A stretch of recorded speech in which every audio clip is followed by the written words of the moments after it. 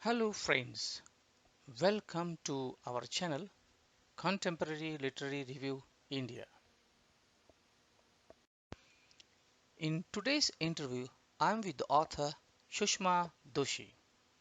Sushma completed her graduation in history from Loreto House, Kolkata. She went on to acquire a master's degree, MPhil and PhD in international studies from Jawaharlal Nehru University, New Delhi. She is a homemaker and currently lives in Patna. She forayed into writing fiction during the time of pandemic. She has almost a dozen short stories published online and in print in national and international journals. Before I move ahead, please subscribe to our channel and click the like button. Hello, good morning Sushma ji. Hello. How are you? I'm fine. Good to meet you. Good morning. Okay, very good morning. So, would you please introduce yourself to our audience? Yeah, my name is Sushma Doshi, and I have a degree in history. And later on, I went on to pursue my PhD in international relations. But I forayed into writing fiction during the time of the pandemic. And maybe it was a kind of catharsis, so much of grief around. So I started writing about simple things. And then once my work started getting published, it just started the ball rolling, and now I enjoy it.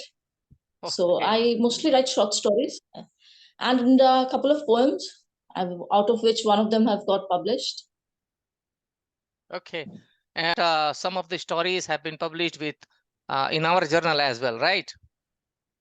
Yes, it's that started the ball rolling. I wrote Amnesia, which was published by your journal. That was actually the starting point for me. Okay, great. Okay, how many stories have you got published till date? I haven't really counted, but I would say almost a dozen, I think. Okay, Almost a dozen.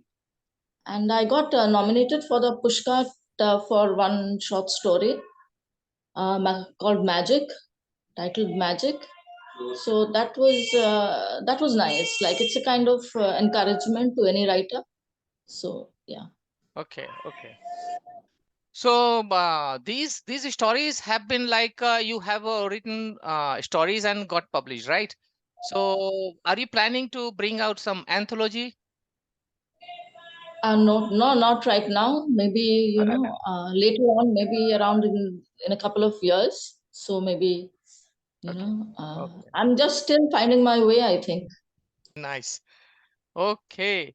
So, what kind of literature do you write? Actually, literature in general sense. I just write about very simple everyday life. Like I think the best short story writers have been Ruskin Bond, Arkin Aran.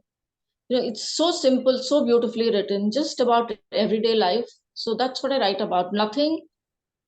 I don't think I would qualify my work as being writing about something exceptional or extraordinary. It's just about every day what we feel: the grief, the pain, the joy, the happiness. That, and I hope I can touch my readers with the realism that I write, because they're just realistic, and I think anybody can identify with them. Okay, nice. So, do you have anything in mind when you are writing or picking up any topic? For example, if you want to write on women's emancipation or women's empowerment or something, like if you have something in mind before you begin picking up or deciding any topic or Yeah, something like that? there is something like, maybe you feel that the disparity in in life. Maybe when I'm writing about somebody who, say, the maid in our house, I mean, how would she get empowered? Or there is a poem that I wrote about gender roles that was published by Fear of Monkeys. Okay, it was called The Odd Couple. And then it was about the gender roles, that how one just accepts it. And it's more difficult for those who are not economically empowered to fight these issues. So Okay, yeah. So, there is something, I suppose, behind every story. Hmm. And I think we need to be a little more conscious, socially conscious, a little more kindness. Like we are getting so involved with ourselves. So, yeah. Okay, okay. So for writing stories, okay, generally some people format their writing or base their writing in certain format, like beginning or middle or something ending or something like that. So do you think that your stories are on those lines, or you just write? No, it's just from the heart. I have no nothing, but it's just my heart working. That's it. Okay, And okay, if I okay, can touch somebody's heart with it, that is it. okay, okay. You know, That means because basically I you don't portray really the real think life. much or I plan. Hmm? Yeah, yeah. That is it. Okay, okay. It's just yes, absolutely. Okay, okay, great. In that case, which writers do you read more often? For example, uh, to be in sync like that. Okay, your story should be like this, like these writers. Uh, I'm totally like taken up with Ruskin Bond, Arkin Narayan. Malgudi Days is the most beautifully written work that I feel, and anybody can identify with it, smile through it. Ruskin Bond, and it's also you get a picture of the person who's writing it. It's not just a story; it's the person who's writing it, and you get so enamored with it, Hmm. and you want, they take you into a world of magic, which is not actually fantasy; it is real, and you want to be the part of that world of magic. But it's not science fiction; it's not fantasy. It is just so real. Hmm. So I get inspired by that. Okay, okay, okay. Nice. So, next thing which is coming up in my mind is like that. Okay, if you write poems, okay, so do you base your poems on rhyming scheme, or they are mostly verse, blank verse? No, there's only one poem of mine that got published. That was totally in a rhyming scheme. It Okay, was called The Odd Couple.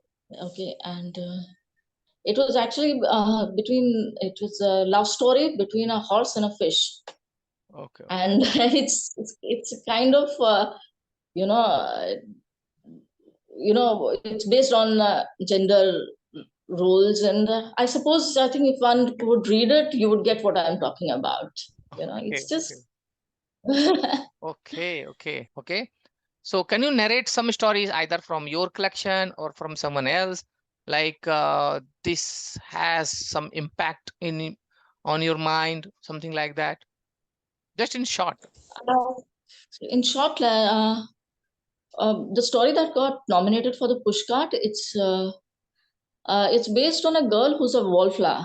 One wouldn't notice her in college or school. She just disappears into the crowd, and then it's a new school, and it's a new college, and then there is a chance for people to participate and the students to participate in a theatrical group, and she wants to dance, and everybody is kind of disbelieving because she just looks you know untalented, just a kind of wallflower. And when the time comes and she starts dancing, she just takes everybody by surprise because Okay, she mesmerizes people with her dance.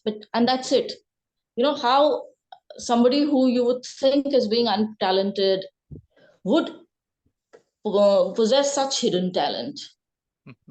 So that's where the story ends. And this is a very short story. It has, like I said, it is what you would see in everyday life. And yeah, I have seen people like that. So Hmm. so Nice. True, yeah, true. Because yes, yes. Actually, I all the time say that okay, there is one king in every man. Okay, man in the sense, in okay, general yeah, that's sense. nice. So if given the chance, then obviously such a person can prove himself or herself, right? Right. Yeah. So, Hmm. and it's simple. Like, this is just one short story. Hmm. Then there is another which I personally, which is my favorite. It's about this. There's this puja taking place in um, in a factory, and there are these group of teenagers who want to dance after the puja, Hmm. and there is one girl who doesn't want to, because she's in the story that I narrate, it's very evident that she doesn't want to dance. She just pretends to like to dance. Okay, okay. And then when it starts raining, the music system stops, and then in the rain she starts to dance with nature. And then in the end one realizes that she's disabled, she cannot hear. Okay, okay, okay. So for her the music becomes the feel of the rain on her, and she Hmm. starts to dance. So Oh, that was again a different perspective, that again okay, she's she's uh, she's disabled in a way, but the hidden talent is brought out in a different way again. okay, So okay, it's okay. just these simple things. Okay, okay, nice. So can you name some of the books which are very favorite to you? I feel it's very difficult. Like when one person asks me for my favorite book, I feel like how can I choose from the colors Okay, of a rainbow? You enjoy every one of them, right. and then they touch you in a different. Then you move on to the other color. So it would be so unfair that Hmm. if you ask me, like when I Hmm. mentioned Ruskin Bond, who would Right, you choose as your favorite? right. Is it Rusty or is it Swami from Malgudi? I can't. Hmm. You know, it's a work of art, and to call somebody my favorite, that would be not being Hmm. fair to the other writer.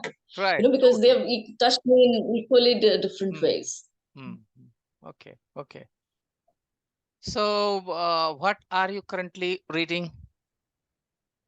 I've just started, Gitanjali Shree's Tomb of Okay. Tombs of Sand. Mm-hmm. So yeah, I just started with that. So Okay, okay, okay, okay. Nice talking with you. Now we are coming close to our thank interview. you. So, if you have Yeah. anything special to share, like can you recite No, a no, few nothing at all. It was poems just from your nice. It's been collection? an honor. I'm not, in fact, I'm humbled by the honor Okay, that you, okay, because, you've given me this opportunity for this interview. So, okay, yeah, okay. thank Great. you so much. Okay. And I Thank you for watching us. Don't forget to subscribe to us to watch more videos on books and authors.